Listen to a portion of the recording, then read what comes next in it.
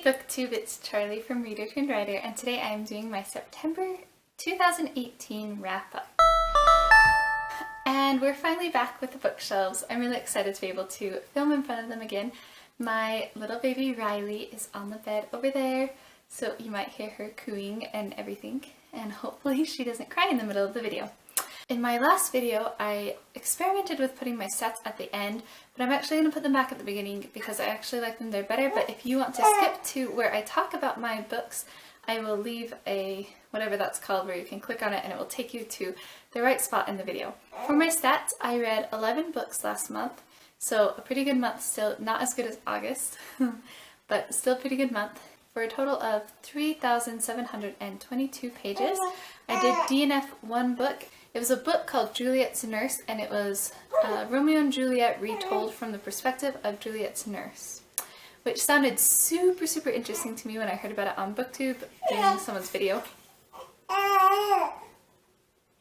So I didn't think that it was one that I'd have to be careful with because I'm a little sensitive to things like, especially to sexual things or really vulgar language and things like that, and certain violence depicted in certain ways. And so I didn't think that this was one that I would have to be wary of, but for sexual content, but it was Juliet's nurse and her husband were quite the couple, and not that that in itself bothered me, but just how explicit they were, the author was, when describing it. I never felt like it was pornographic. It was just past my point of comfort where I was like, I don't really want to read about them having sex. So I decided to put it down. I think it was about a third of the way through, and I did enjoy what I read, but for me, it wasn't a book for me. Back to my stats. The 11 books in September put me at 106 books total for the year so far. I got 2 books from my 2018 TBR read, and then also the Juliet's Nurse that I DNF'd that was also on my 2018 TBR list, so I actually crossed off 3 off of my list. Of the books I read, 3 were for female authors and 8 were male authors. I overall read a lot more female authors, but every once in a while I'll have a month where I just read a lot more male authors for whatever reason. I bought one book. I'll show it to you. I actually don't have the actual book because my brother-in-law's reading it, but I bought the Many Lives of Stephen Leeds, Legion, which is 3 of Brandon Sanderson's novella. One of them is a new release. Put together in one book, and I absolutely loved it, and I think the cover also looks really cool. I actually did a video about this book, but then I ended up not uploading it for some reason, so yeah, I was really excited to read it. And I donated 2 books. One of them was the one I DNF'd, and then another one was a book that I actually read this month that I didn't really like that much. For star ratings, 5 of the books that I read were 5 stars, 4 were 4 stars, 1 was a 3-star, 1 was a 2-star, and I had 0 1-star reviews. 3 of the books I read were from the library. I owned 6 of them. 2 of the books I read were ebooks and 0 were audiobooks. I haven't really listened to audiobooks since Riley's been born because it's harder to listen to them with kids around, and I just haven't had a lot of kid-free time. For genres, I read 2 classics, 1 fantasy, 1 contemporary, 2 sci-fi, which again is unusual for me, but I've actually read quite a few sci-fi, 1 historical fiction, and 4 non-fiction. There were parenting books and 1 marriage book in there. So now on to the books that I read this month. So the first book I read was Financial Peace Revisited by Dave Ramsey. I'm a big Dave Ramsey fan, and I saw this book at a thrift store a few months ago, and I actually have never read Financial Peace, so I decided to buy it and just read it to see what it was like, and it's just like his other books, and I enjoyed it and got remotivated with finances a little bit, and I definitely think that his Total Money Makeover, which is the one that he markets actively, he doesn't really market this book anymore, it was his very first book that he wrote. I definitely think that the Total Money Makeover is better overall, but it still had all the principles in it, and I thought it was really good and well done still. Then I read a book on my phone. I read The Scarlet Pimpernel by Orczy. I actually don't know how you say that name. So I really enjoyed The Scarlet Pimpernel. I want to go on and read the rest of the series.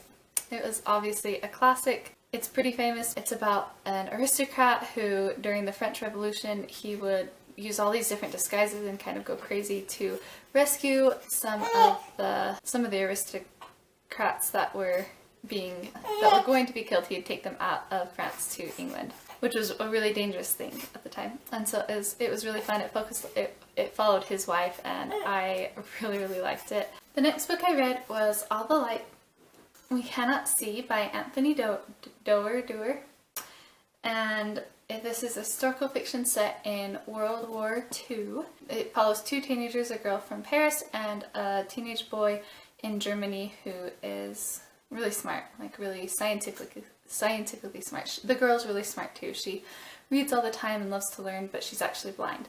And so it follows these two from the beginning of World War II basically through the end of World War II, and kind of looks at what happens to them afterwards. And so I really liked it. I will say it took me a little bit to get into it. I ended up giving it 4 stars instead of 5. So it is a present tense book, which kind of threw me. And then it's also third person, where like Von Rumpel calls da da da da da, you know. And so that was kind of hard for me to get used to. And then it has really short chapters, and the chapters switch between characters. And at the beginning of the book, you don't know who any of the characters are, so it's just like switching through all these different characters. And you're like, I was like, I don't know who any of these people are. It was really hard for me to get into. And granted, I was sick when I started reading this, and so that could have had something to do with it. My mind might have been like kind of foggy because I had like this really horrible cold when I started reading it. But it just was kind of hard to get into. And then the ending just wasn't quite as satisfying for me as I would have liked. I don't know. It was fine. The ending was fine. I did really love both the main characters. I thought they were amazing, and it's not a fast moving book, but it was definitely a book that kept my interest throughout the whole book. Next, I read a book called Why Gender Matters by Leonard Sachs. This is one that my mother-in-law actually found at a thrift store, and I borrowed it to read it, and it was a pretty quick read. It was okay. Gave it 3 stars. The first part of the book I thought was very well done, very enlightening. I really liked it.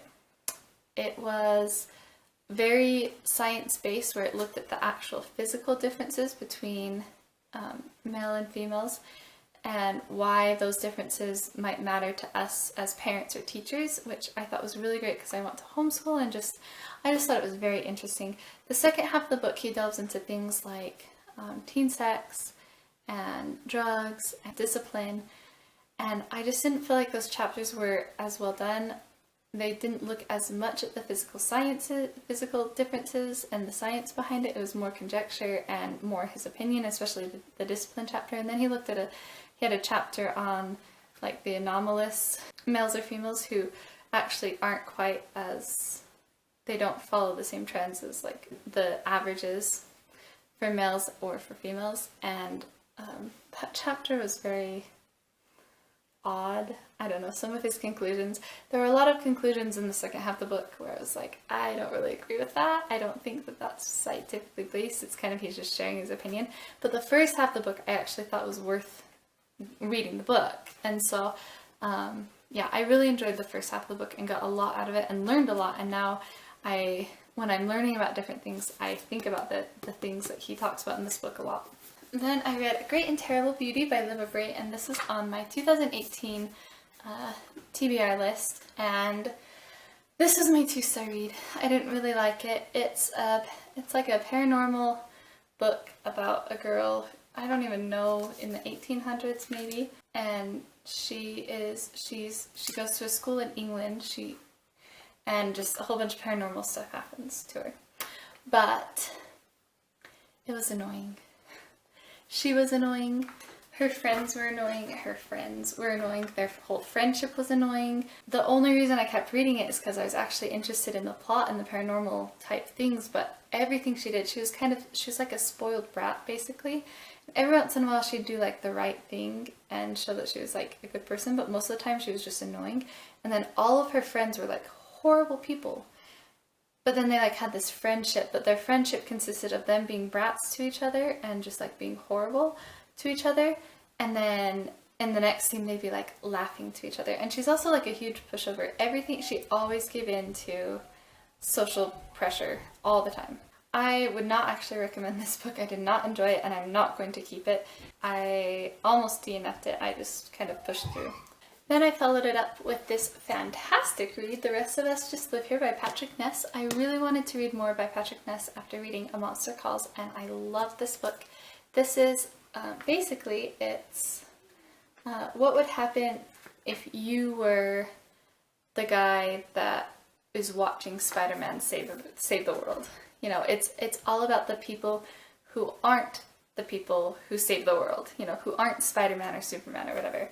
And it's a contemporary, but he did such a good job with this book, making it a contemporary, giving it the contemporary feel, but also really bringing in those out of this world experiences into it, and making it like the Spider-Man feel, but also like the normal contemporary feel. And I loved all of the characters in this. I really love the way that Patrick Ness writes characters and emotions, because I feel like I always am, I feel what the character is feeling in both the books that I've read by him, and I love that. I'm very much a feel character-based driven, emotion-based reader, and so I loved that part of the book.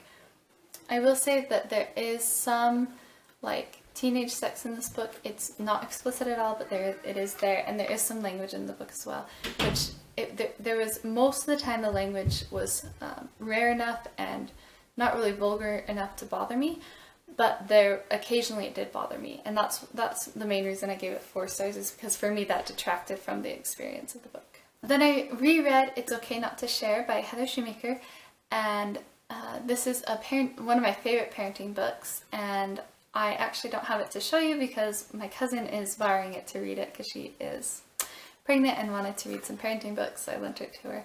But it is a phenomenal book. It's specifically for parents of kids between the ages of like 2 and 5 or 6-ish, and it covers a whole range of topics like how to help kids learn to share, and some like long turns and how that helps kids learn to share better, and it talks about conflict between kids and how you can handle that to teach them to be able to handle conflict later in life. It talks about topics like how to teach kids about sex and death, and it talks about art versus crafts, and it just talks about a whole range of issues that come up when you have preschoolers.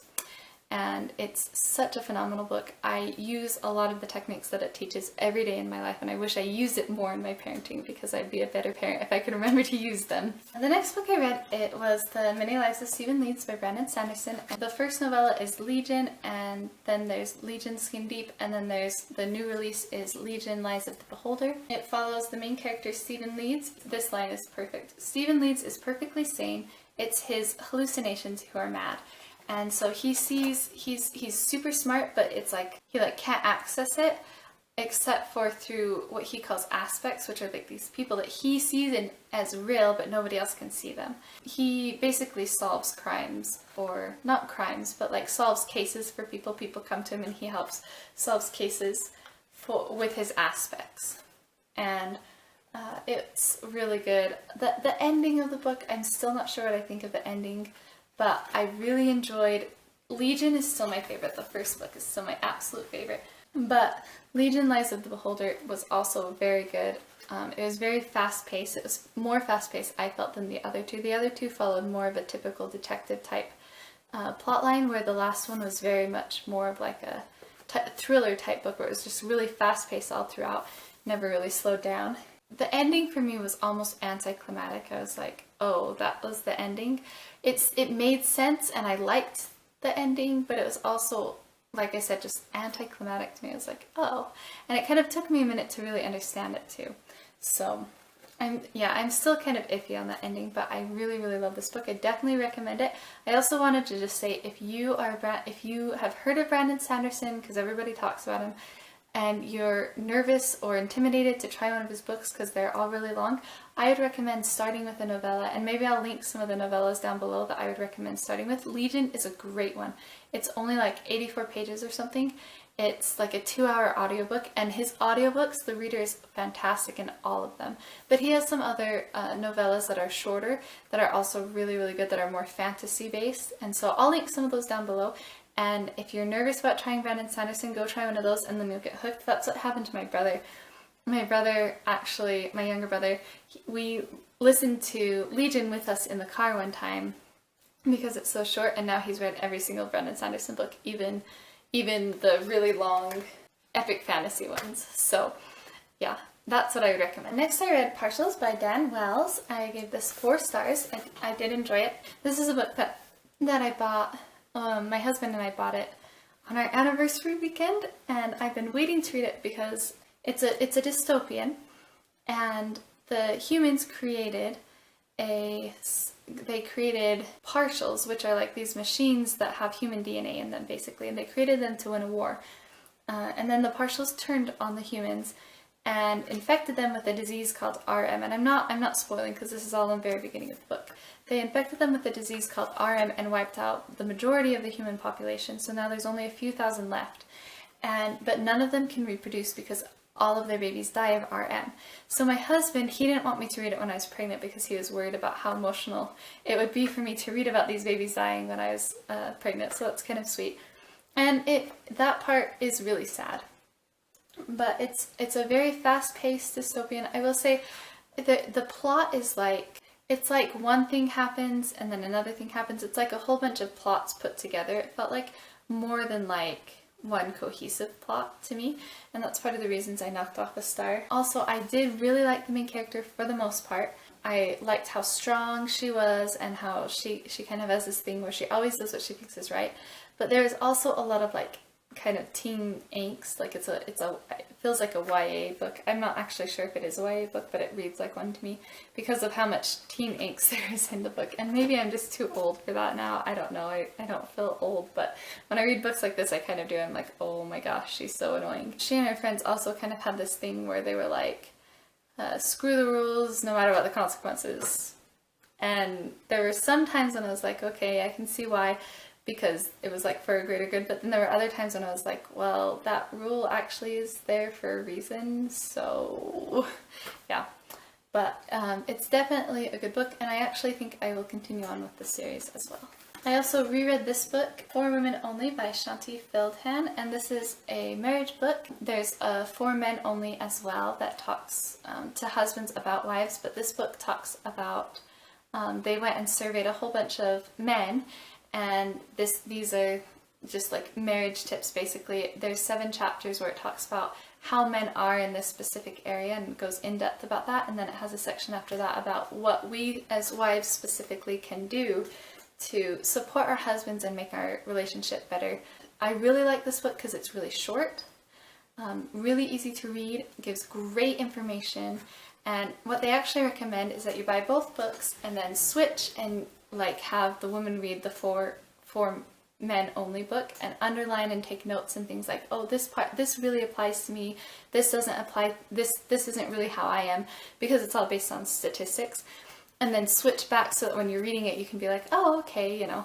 And so my husband and I actually did that the first time we read it, and going back I could see his notes again, and I really love this book. I already feel like rereading it has helped my relationship with my husband again. So definitely recommend this if you're married, or even if you have like just like a boyfriend or a fiance or anything like that. It's really good to help your relationship. The last book I read this month was, I reread The Little House in the Big Woods. It has been years and years and years. I haven't read this since I was a child.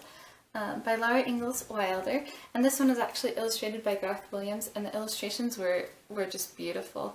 So I actually read this out loud with my 2 daughters. One is 2 and one is 4, and I don't know how much the 2-year-old got out of it, but the 4-year-old really loved it. We did it as part of our homeschool because we've started kind of homeschooling with them. But yeah, it was really fun to go back and revisit it. It's such a charming book. So that's my wrap up. I also just wanted to mention, I know this isn't super important, but I have been uploading I've fairly consistently uploaded 2 videos a week since I've started my channel about a year ago. And I really like that schedule, but for right now, while Riley's in my room and everything and where my bookshelves are, I'm going to just start uploading 1 video a week, just as a heads up, probably on Wednesdays. And then I hope that our goal is by around the beginning of next year to have Riley sleeping upstairs in her crib on a more consistent schedule. and she'll be over 3 months by then, so hopefully we can do that. And once we do that, I will be able to start recording more and hopefully go back to my 2 videos a week schedule, because I actually do like that schedule. But yeah, anyways, thanks for watching. Let me know in the comments below if you have read any of these books or if any of them sound interesting to you. I will talk to you in my next video.